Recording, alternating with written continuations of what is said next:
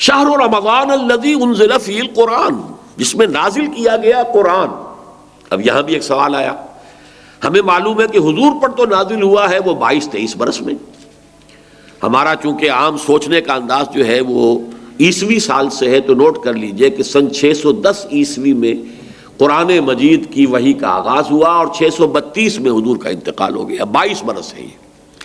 22 سالوں میں تھوڑا تھوڑا کر کے قرآن مجید کی نزول کی تکمیل ہوئی ہے محمد رسول اللہ پر۔ تو یہ رمضان میں کیسے نازل کیا گیا؟ اور دوسری طرف ہم دیکھتے ہیں کہ لیلۃ القدر یا لیلۃ المبارکہ جو قرآن مجید میں 2 جگہ آیا ہے، انا انزلناہ فی لیلۃ القدر وما ادراک ما لیلۃ القدر، لیلۃ القدر خیر من الف شہر، وہ ایک رات میں اترنے کا ذکر ہے، اور اس میں تطبیق موجود ہے کہ وہ لیلۃ القدر رمضان مبارک ہی کی ایک رات ہے۔ اس اعتبار سے یہ جو رمضان میں یا رمضان کی ایک مبارک شب میں قرآن کا نازل کیا جانا، اس کا مفہوم کیا ہے؟ 2 آراء اس میں ہیں۔ ایک تو یہ کہ آغاز نزول جو ہوا محمد رسول اللہ صلی اللہ علیہ وسلم پر وہ لیلۃ القدر میں ہوا اور وہ ماہ رمضان مبارک میں ہے، گویا کہ اس کو تعبیر کیا گیا کہ ہم نے اس کو نازل کیا لیلۃ القدر میں، یا رمضان کا مہینہ وہ ہے جس میں قرآن نازل کیا گیا۔ ایک دوسرا مفہوم کہ جو صحیح تر ہے اور زیادہ اس پر اجماع ہے وہ یہ ہے کہ انزال کا مصدر جب آتا ہے، انزل ینزل انزالا، یہ باب افعال کا خاصہ ہے، کوئی کام دفعتاً کر دینا، اور جب باب تفعیل میں وہی مصدر آئے گا نزل ینزل تنزیلا، اس کے معنی ہوں گے رفتہ رفتہ تدریجاً ایک کام کو کرنا۔ تدریج کا لفظ بھی اسی تفعیل کے باب سے، جس کی ایک بڑی اہم مثال ہے اعلام اور تعلیم۔ اعلام، کسی کو کوئی چیز بتا دینا، اب اس کے سمجھ میں آئی یا نہیں آئی ہے وہ جانے، ہمارا کام تھا بتا دینا۔ ایک ہے تعلیم، بڑے اہتمام کے ساتھ محنت کر کے کوئی چیز سمجھانی ہے، پھر یہ بھی دیکھنا ہے یہ بات سمجھ میں آ گئی تو اگلی بات سمجھاؤں، اس کے اندر درجہ بدرجہ جو ہے اس کو علم دیا جا رہا، یہ تعلیم ہے۔ تو قرآن مجید میں نزول کے لیے یہ دونوں صیغے آئے، رمضان مبارک اور لیلۃ القدر یا لیلہ مبارکہ، اس میں آتا ہے باب افعال، شہر رمضان الذی انزل فیہ القرآن انا انزلناہ فی لیلۃ القدر انا انزلناہ فی لیلۃ مبارکۃ۔ لہذا یہ ہے پورے قرآن مجید کا لوح محفوظ سے، یا جس کو کتاب مکنون کہا ہے سورہ واقعہ میں، یا جسے انہ فی ام الکتاب لدینا لعلی حکیم کہا گیا، ام الکتاب، وہاں سے پورا قرآن نازل کر دیا گیا سمائے دنیا تک۔ یہ لیلۃ القدر میں ہو گیا، یہ وہی سمائے دنیا ہے جس کے بارے میں وہ حدیث بھی آتی ہے کہ اللہ تعالیٰ ہر رات کو اس کے آخری جو ساعتیں ہیں اس میں نزول فرماتا ہے سمائے دنیا تک، اور پھر ایک پکارنے والا پکارتا ہے حل من سائل فاعطیہ، وہ ہے کوئی مانگنے والا کہ میں اسے دوں، عطا کروں، حل من مستغفر فاغفر لہ، ہے کوئی استغفار کرنے والا، معافی چاہنے والا، مغفرت چاہنے والا کہ میں اسے بخش دوں۔ اسی سمائے دنیا تک قرآن مجید پورا کا پورا گویا کہ نازل کر دیا گیا جملۃ واحدہ، یہ سمائے دنیا تک لیلۃ مبارکہ میں یا لیلۃ القدر میں جو ماہ رمضان مبارک کی ایک شب ہے۔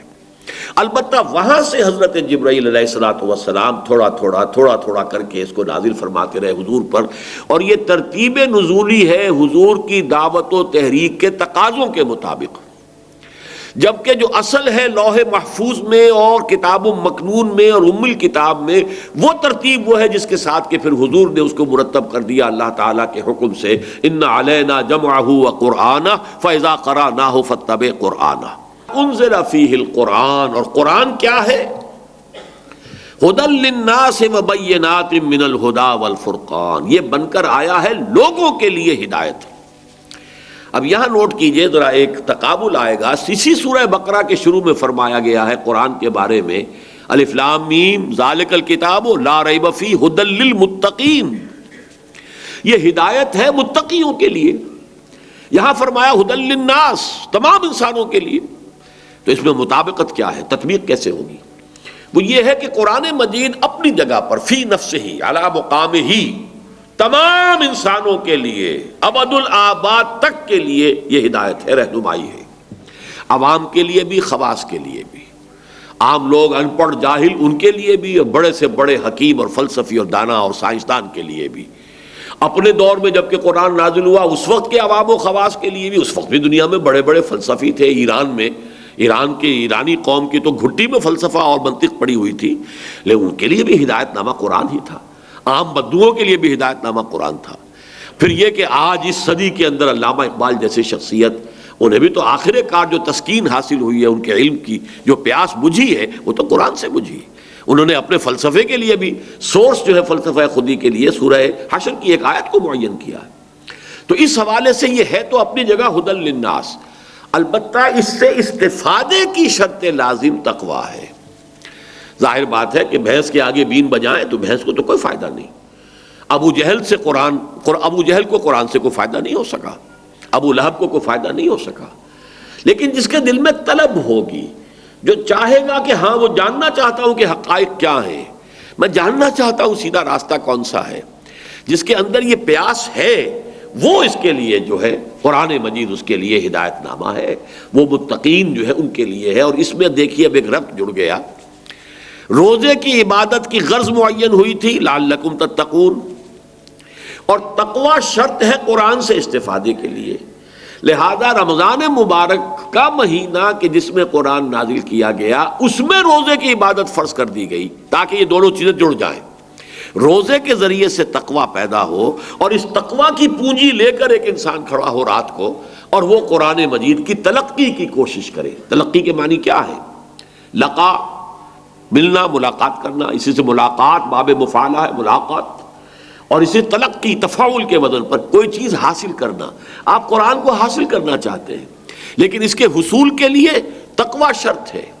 دن میں روزہ رکھیے، جو بھی کوئی رمق آپ کو تقوی کی میسر آئی، جو بھی کوئی آپ کو تھوڑا بہت جو ہے تقوی حاصل ہوا، اب اسے لے کر رات کو کھڑے ہو جائیے تاکہ وہ قرآن کی تلقی کر سکے، قرآن آپ پر نازل ہو سکے. بقول اقبال کہ تیرے ضمیر پہ جب تک نہ ہو نزول کتاب، گرہ گرہ کشا ہے نہ راضی نہ صاحب کشاف.